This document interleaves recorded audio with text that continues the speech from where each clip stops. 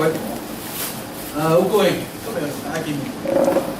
因為咧今日係12月份啊，佢係12月份，時間比較緊張。我喺馬來西亞參加人一個論壇，如果發覺咧馬來西亞嘅佛教做得比我哋香港、澳門同中國大陸多。佢哋咧所有馬來西亞係一個回教國家啦，同埋咧唔係以中國人為主，但係發覺原來咧大部分城市啊都有佛教組織啊，尤其是居士林，幾乎每個城市有居士林。咁咧佢哋喺古晉啊成立咗一個咧沙龍嘅地方，嗰度咧好多礦產、樹林啊、樹木㗎，咁啊好多華僑，咁佢哋咧成立個居士總會。咁啊要求每一個地方嘅居士林每3個月擺一次活動，大型活動。我啱參加完呢個檳城居士林45週年活動，都好多法師去參加啊。咁咧就佢哋辦咗個研討會，叫做佛教生死的智慧。我發表咗篇論文，關於禪宗嘅生死觀啊，影響好大啊！我哋好重視。咁啊泰國有位法師叫做慧明法師咧。佢係喺泰國創辦咗個國際佛教大學嘅，就邀請我，我趕住走，佢哋唔知同我詳細講，就邀請我去嗰度訪問，就希望我邊個慈善圖書館去泰國，佢哋個地方，喺曼谷3個鐘頭，啊，咁跟住咧就去完嗰個兜率天宮、肇興會稽山，即係黃庭師者蘭亭聚嘅地方。有個龍華寺新起嘅，起咗幾年啊，2年到啦。咁佢兜率天宮落成，啊，裏面有好大嘅講堂，有一尊33米高嘅天官彌勒像，係我建議下做嘅。但係佢手型咧就做得咧唔係我好中意，佢唔係做説法人，啊，佢做一個施無畏印。咁咧但係呢隻手就搭咗個膝頭哥度，唔知當咩人，因為降魔印。降魔印咧手指係掂地，釋迦牟尼佛降魔，而家降魔印咧係做伴侶嘅雙伴嘅。咁但係個天官彌勒就坐喺度，準備落嚟人間成佛嘅個天官彌勒。咁所以佢嗰個搭佢膝頭哥個手咧就唔算一個印嚟嘅，啊，咁啊冇辦法，佢哋外行又唔問人，咁啊但係好多大和尚去，中國佛教協會副會長幾乎去晒。包括廣東嘅明生法師，一見到就過嚟，我打招呼話多謝我支持佢教，捐咁多圖書館，因為我都捐咗唔少書俾明生法師。咁有位黃梅五祖師叫證慈啊，證慈法師嘅湖北省佛教協會會長，全中國佛教協會副會長又走嚟，要我話叫我支持佢喺嗰度搞個慈善圖書館。咁我你請我講學啦，咁我就捐俾你啦，啊！佢話要再同我聯絡，而家幾好，我哋嗰個慈善圖書館個品牌啊出咗嚟，係嘛？咪浙江大學，我琴日臨翻嚟嗰陣時，匆匆忙忙派去浙江大學揀地方，咁佢哋話個地方咧就都有幾十平方米，50-60平方米一個房間，嚟自啲碩士博士喺嗰度讀書做研究嘅，可以改做圖書館，小型圖書館啊！我哋希望捐一個俾浙江大學圖書館，咁咧就大學重點寺院將來嘅趨勢就係咁，所以好匆忙。我聽日就飛京都啦，去日本嚟，我年都去1-2次京都禮佛。因為京都嘅寺院就保持唐朝風格嘅，中國咧係得日本有。奈良同京都，中國冇啦，幾乎一間唐朝嘅寺院都冇。梁啟超嘅仔梁思成好似揾到一間，但係我諗都係好破啦，咁所以咧就我年都去1-2次日本買書買佛學書，而家買冇乜買。以前我買最少10萬港紙買一次書，搬翻嚟搬到咧汽車飛機都超重，而家買到冇乜好嘢好買啦，就新出嘅就買。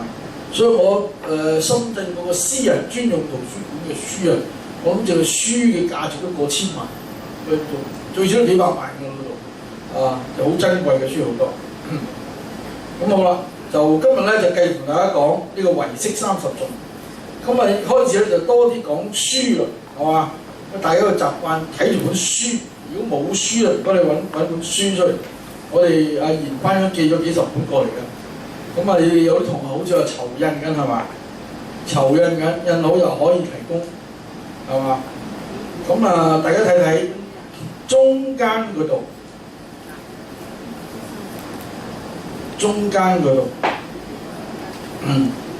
嗱，由開始一個唯識三順略解咧，就202頁，右手202頁，左手邊就重新開始第一頁。呢個就係唯識30頌全句嘅，揾唔揾到？啊，你揾到先可以繼續講落去嘅。如果隔離左右互相教下啦，好似你哋做參加法會咁，有時唔知啲頁數咧，咁就隔離左右提下你。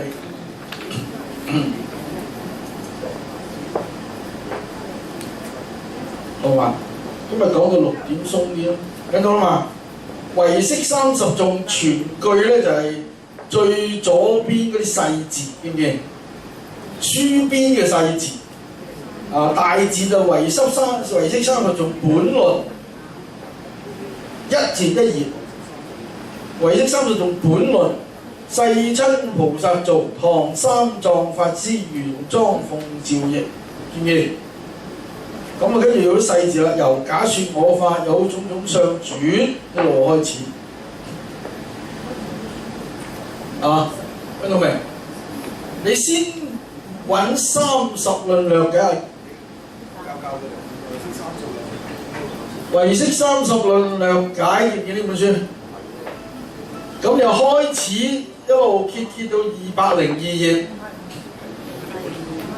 佢嗰本方語嚟嘅。點解冇30頌啊？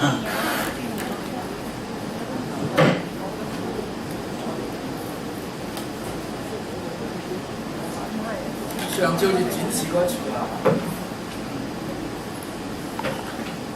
另外有少量嘅呢個開幕典禮嘅嗰啲單張，如果想要咧就嚟攞。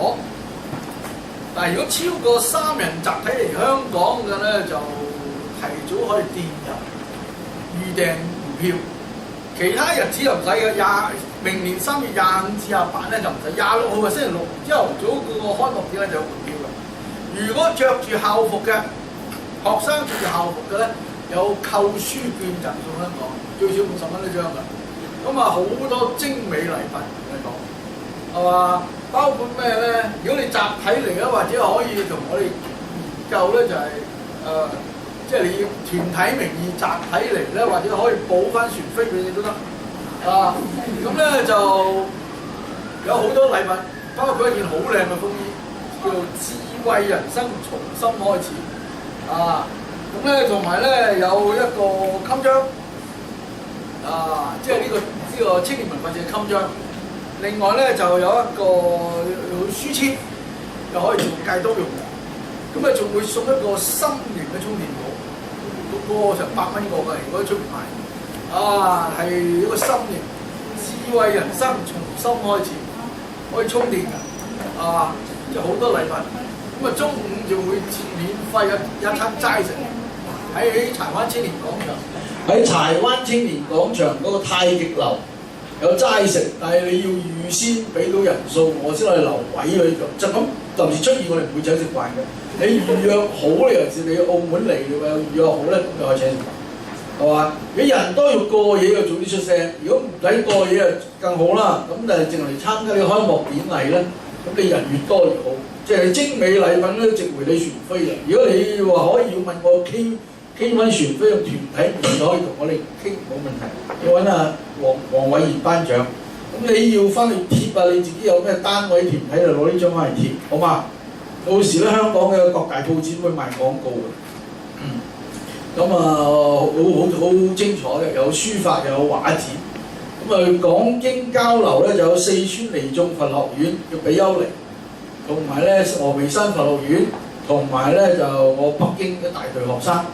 香港有廣東話，國內就普通話，仲有英文嘅講經交流。咁你哋咧連續幾日可以喺度聽，如果有心住足幾日嘅咧，你早啲講可以安排房間，2個人夾份住一個房間。如果有多嘅好啦，揾到呢頁未？揾到未？唯識30論略解呢本書揾到未？有啦嘛？有啦，咁由頭揭去202頁，揾唔揾到？202頁，左邊係一個正誤表啊，右邊咧就係、是、唯識30頌本論。你睇書要識睇呢度邊啊？呢度邊度咧叫做唯識30論全句，呢條邊咧就叫做唯識30論略解。咁所以咧就話咧，呢條邊一路去到202頁咧，都係唯識30論略解。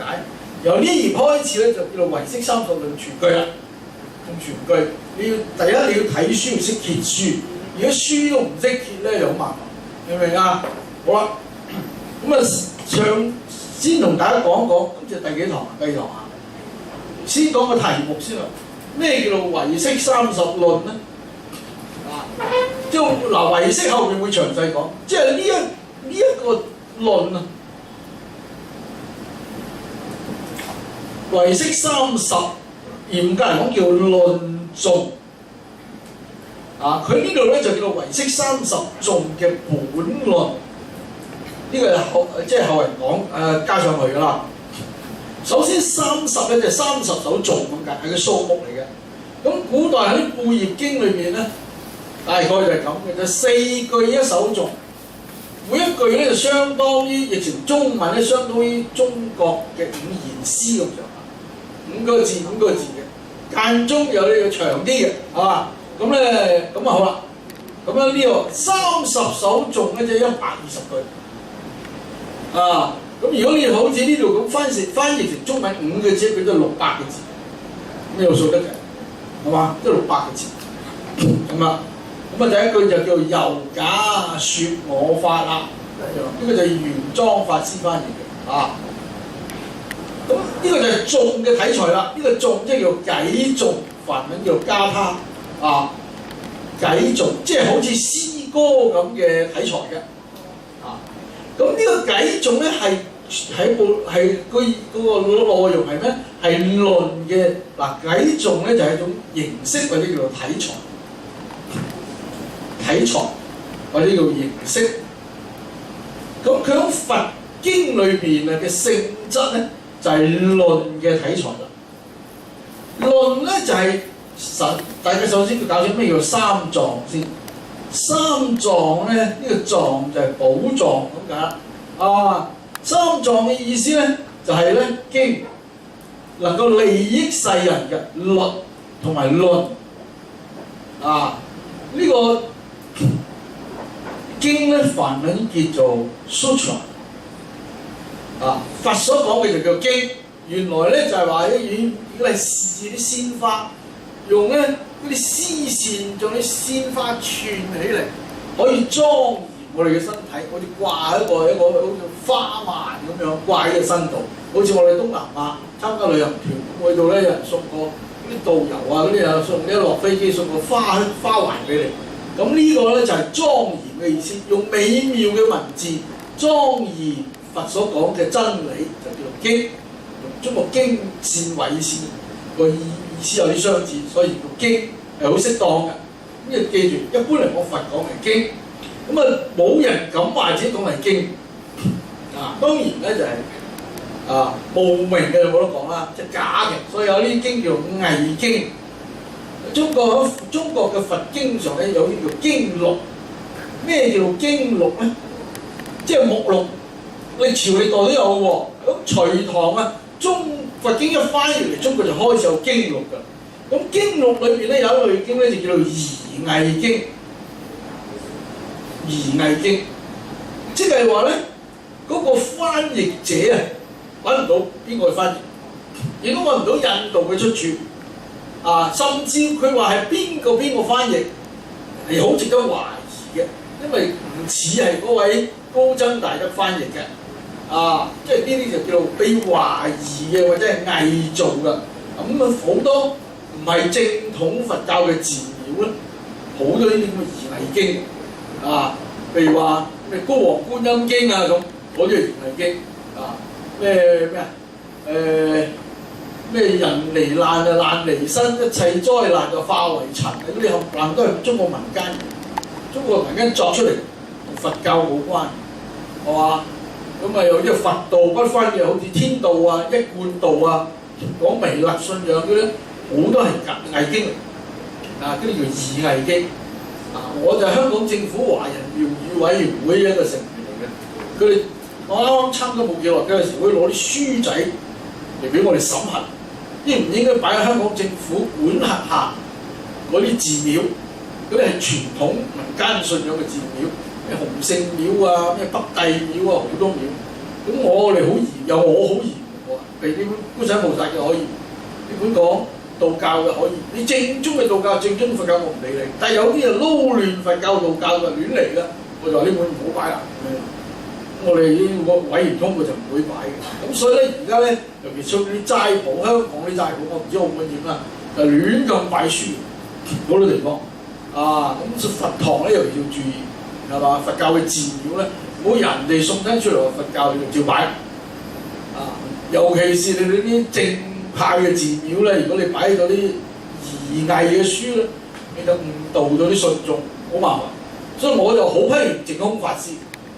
淨空法師咧，個人我唔講，佢嘅年紀大都有少少老人痴呆，係嘛？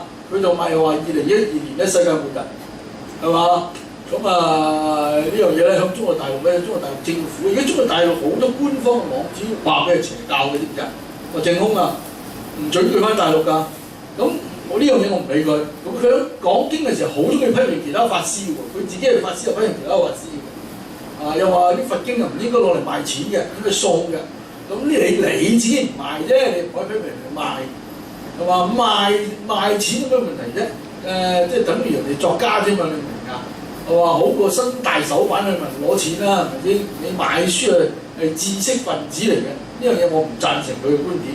但係佢一樣嘢唔好咧，佢個佛陀教育基金會咧就好中意咧印啲道教書擺度，係講因果報應，但係就唔係佛教。你因為佛陀教育基金會咧有一本叫做咩玉讖，講玉皇大帝嗰啲啊，都唔知因果報應啊，即係做咗壞事被懲罰嘅。咁你擺先叫佛陀教育基金會呢個字，你就擺啲道教玉皇大帝嘅書咧，呢樣嘢好有問題，係嘛？所以我而家對佢嘅定論啊，我唔知你有冇淨空法師嘅弟子啊？有我都照講啦，就係話佢已經係老人痴呆嘅，係啊，佢有好多嘢有啲問題，所以你哋唔好立亂信佢啲嘢。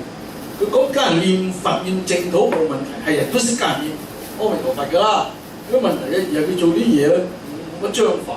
係嘛？我分傳有做呢個分傳，你佛教地方擺道教嘢做乜啫？係嘛？道教嘅地方都唔會留意擺佛教嘢啦。而且基督教嘅地方會派佛經啊，係嘛？基督教就有分傳過我哋。好啦，呢個係經。咁另外一樣律啦，律就係戒律。戒律。咁呢個戒律呢兩個字咧，就係指啊佛為啲弟子制定啲出家嘅戒律，最早期係嘛？咁咧就好嚴格嘅。咁唔同部派有唔同嘅條數。一般嚟講咧，男眾嘅出家就250條，女眾就多啲。咁又話最多300幾條戒咁樣。咁呢個戒律部分。咁仲有一種咧，好多人唔熟悉嘅就係論藏。釋迦牟尼佛啱涅槃嗰陣時咧，就並冇論藏，幾乎冇論藏。論藏係後來先有。呢個論係咩咧？議論議論啊，即係討論啊！呢個論字啊，即係討論咁解，説明咁解，就叫論啊。咁呢個咧就係啲古代啲菩薩，小乘都有論喎，小乘都羅漢，大乘啲菩薩咧。解釋佛講嘅經，所以佛講嘅經咧，只有佛講先叫做經。第二個應該叫經。中國有個例外，中國除呢啲異偽經度有一本經咧係正派嘅經，但係咧俾啲弟子吹捧過度咧，改咗個名叫經嘅呢樣嘢唔啱，就係六祖壇經。六祖只係一個祖師，係嘛？你就算佢肉身不壞咧。你去泰國大把，係嘛？即係個身體咧，呢樣嘢可以做手腳嘅。點樣做手腳咧？就係個出家人過咗身之後咧，擺落個缸度，擺啲石灰粉啊，擺啲食。咁未死之前咧就開始飲食要調整啦，搞到自己好似植物人咁。而家日本有啲出家人係開始做緊呢樣嘢㗎，即係話你開始生活習慣改變，甚至你飲樹汁就最好，臨死之前嗰個若干年，搞到自己一棵樹咁，死咗就變棵樹咯。咁有乜咁巴閉啫？中國人就佢好巴閉，咁埃及啲木乃伊，如果你用啲內臟清咗就仲好添，仲保存得耐。而家就打防腐針添啦，係咪？係嘛？嗰啲國家領導人都可以打防腐針㗎啦，係咪先？如果想保持個身體，呢個醫生喺度，好簡單嘅呢樣嘢，唔係好了不起。中國人咧就搞呢套嘢，覺得了不起。釋迦牟尼佛都唔留肉身啊！印度歷史上啲大菩薩全部火化嘅，留肉身嚟做咩？係嘛？有壓病而家，墳地又貴，係咪？不如火化咗之後供喺寺廟算，你明唔明啊？唔好唔衞生嘅啫，留肉身，其實好仲好慘啲。你住唔爛一件事。咁好啦，你嗰個肉身留咗咧，佢一般咧就係鋪金。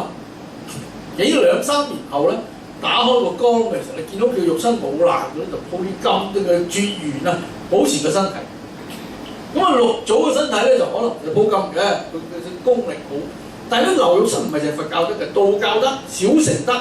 而家中國古代唔止一個出家人留肉身，唔係淨係六祖。六祖咧，因為佢改革咗呢個禪宗，令到禪宗咧有種好簡單嘅方法去弘嘅。以前嘅禪宗係好嚴嘅，六祖之前嚴到點咧？成日要打坐，乖乖地打坐。達摩祖師面壁9年，同埋每一代嘅禪宗嘅祖師係用經嚟印心，即係你要精通一部經。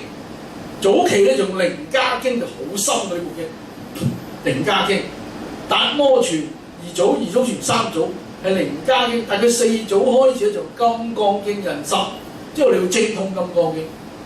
咁六祖之後咧就先再咧唔傳衣缽，亦都唔使搞咁複雜嘅嘢，就咧好多好特別嘅，譬如話牛頭不對馬嘴又可以傳印心嘅。譬如嗰個以前嗰個趙州茶雲門餅，而家有個柏林禪寺啊，以前江澤民好中意去嘅地方咧，河北省咁咧，河北省咧柏林禪寺以前出過趙州和尚，趙州和尚最出名就係問佢乜嘢係佛法，佢話請你飲茶咁樣，即係話佢唔會解釋咩係佛法，飲茶啦，係嘛？請你飲茶。仲有廣州一個雲門嘅地方，韶關你去噶嘛？六祖南華寺嗰個地方有一個叫雲門寺，有個雲門禪師，你問佢乜嘢係佛法咧？佢話食餅，你明啊？叫做飲茶食餅都係佛法，所以話你叫做趙州茶就雲門餅，你想飲茶食餅就係揾趙州和尚、雲門和尚就更加得食，更加飲。但係咧佢又唔會同你解釋咩係佛法，其實咧。人哋話呢種叫好高境界，係嘛？好境界係咩？佢可以講真正嘅佛法咧，最高嘅真理咧係講唔出嘅，係喺日常生活中體驗嘅。喂，咁唔係個個都明呢樣嘢㗎嘛？你都係由最初開始教人先得㗎，係嘛？你對嗰啲同你一樣咁高嘅人咧就可能講，但係對啲普通嘅信眾你都係要解釋佢講㗎嘛，係嘛？咁呢一套咁嘅風氣或者咩當頭棒喝諸如此類呢啲係六祖以後好活潑嘅禪風，咁佢令到咧係嗰個佛教尤其禪宗係普及咗呢個真，咁所以佢啲弟子好敬仰佢，就將佢咧第六代祖師當成佛咁嚟崇拜，再將佢部經咧叫做《壇經》，其實咧你睇真啲呢部經啊，後來嘅弟子加咗好多嘢落去，越編就越長，越作越長。六祖本來個片就冇咁長。六祖最原始嘅版本就喺敦煌裏邊，敦煌石窟個版本好簡單，就係開示錄同虛雲老和尚開示錄差唔多嘅，係嘛？後來先越啲弟子作落去嘅，加落去嘅，越整越長，越整越長，就整咗而家六祖壇經個版本，連唯識宗嘢都擺埋落去，咁樣係嘛？因為禪宗佢解釋佢頓悟成佛解唔掂，佢對成佛嘅內容講唔清楚，一定要靠唯識。唯識中講成佛論係所有宗派最清楚、最豐富嘅，講大菩提、大涅槃、四智相應心品、轉八識成四字，冇一個宗派講清楚個唯識點樣成佛，成佛係點樣一回事。禪宗嘅成佛就覺咁解嘅，一剎那間嘅覺唔都叫做頓成佛，嗰、那個係咩啊？廣義嘅成佛，唔係真正實地三大阿僧祇劫圓滿個成佛，係一剎那間覺咗，有啲似咩咧？有啲似宋明理學家嗰種格物致知，忽然豁然貫通，恍然大悟嗰種，唔係釋迦牟尼嗰種。即係你計數計咗諗多2-3日嘅題目，嗰條數都搞唔掂，忽然諗通咁咪糊咯，係嘛？咁你係咪做咗釋迦牟尼啊？係嘛？仲有排噶嘛？你計掂嗰條數，唔代表你就變咗釋迦牟尼。禪宗嗰種悟係咁樣，忽然間諗通呢個問題，諗通嗰陣時好舒服、好開心、好爽嘅啊！但係你唔代表你就變咗釋迦牟尼，冇咁誇張。禪宗人多少係誇大咗呢樣嘢啊！咁所以你睇佢種六祖嘅嗰個開示錄咧，叫做《壇經》，呢樣嘢係違規嘅。禪宗好多嘢違規嘅，喺中國嚟講，譬如話佢叢林制度耕田嘅違規，釋迦牟尼佛嘅制度喺印度係唔準出家人耕田，耕田咧翻動泥土係殺生，要初果嘅聖人啊，初果即係等於初地菩薩啦，小乘。行路嗰陣時啲蟲會自己走開，你未到初果咧，好似我哋啲凡夫就踩死嗰啲小動物，係嘛？咁樣嘅。所以點解佛咧在世嗰陣時，逢得夏天雨季咧3個月要見客，但係雨季咧出外走動唔方便。第二咧就係話咧容易有得傳染病，最緊要嘅原因就係夏天嗰時好多小動物走晒出嚟，你成千個出家人喺嗰度粗浩蕩蕩咁啊！踩死好多小動物㗎嘛，係嘛？咁啊影佢有違反釋迦牟尼佛祖嘅慈悲心，所以呢個3個月準許咧就唔可以乞食，就喺真方度接受人哋供養。平時每餐飯都會出去乞食，亦都冇寺院住。釋迦牟尼佛唔允許起寺院嘅，寺院係後來先有嘅。有啲國王大臣見到出家人咁辛苦咧，就供養。原來咧全部係住喺荒郊野咧。全部係住喺咩咧？住喺墳地，因為釋迦牟尼佛唔允許佢哋自有財產啊！佢連鹽都唔准留過夜嘅，釋迦佛在世嗰陣時咁嚴格嘅。你一羹鹽啦，你討飯度咧羹鹽，你當日要食咗。你將啲鹽留到第2日咧，你就有私有財產，係嘛？即係做無產階級嗰啲無產階級，係嘛？係咁嚴嘅當時印度嘅個制度。所以論呢個題材咧，就係話。討論、辯論、議論，詳細説明啊！佛講嘅經嘅內容就叫論，明唔明啊？咁咧長篇即係話可以係好長篇，但係好有氣勢，講好多文字嘅。咁所以唯識30頌咧，呢個本身係個論嚟，係個論嚟。論咧就以偈頌嘅形式表達，大家搞清楚係嘛？好似用詩歌咁。講出一篇論文，啲高手先做得到，你明唔明啊？即係佢可以講好多大道理，中國人寫詩都得嘅喎。譬如《長恨歌》咁，你哋讀過啦，係嘛？又乜嘢兵居行啦，等等啦，即係好多古詩好長㗎，5個字、7個字，其實係講歷史嘅，或者係講一啲見解嘅，係嘛？你唔好以為詩歌講唔到，但係咧你一定要注解。因為佢太濃縮啊，5個字、7個字一句，你要後面要注解，或者個作者自己要照注解。如果唔係咧，後人睇唔明到個乜，係嘛？佢太簡潔、太濃縮。